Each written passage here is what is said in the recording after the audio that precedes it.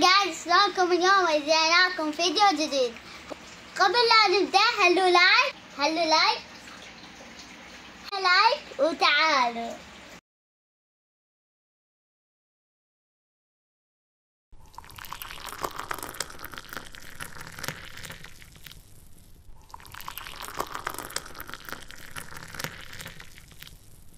ملح وماي، وراح اخلي شويه فد ربع ساعه عن ما يوخر الزفران، وراح اسوي الخلطه. هاي زبادي قطعه واحده، خاشوقة بابريكا حلوه، شويه كركم، خاشوقة معجون، طن ملح، ونخلط المكونات. شويه زيت،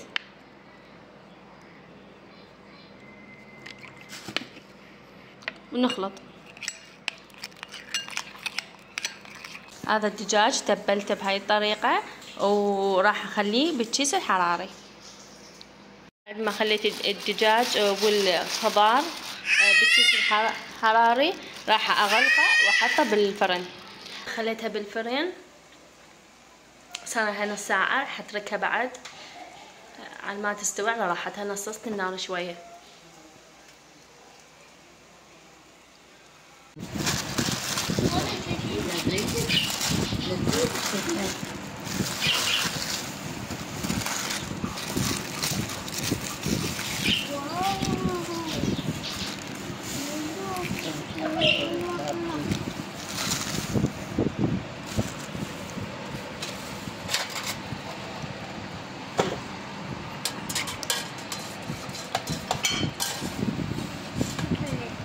سهمكم العافية.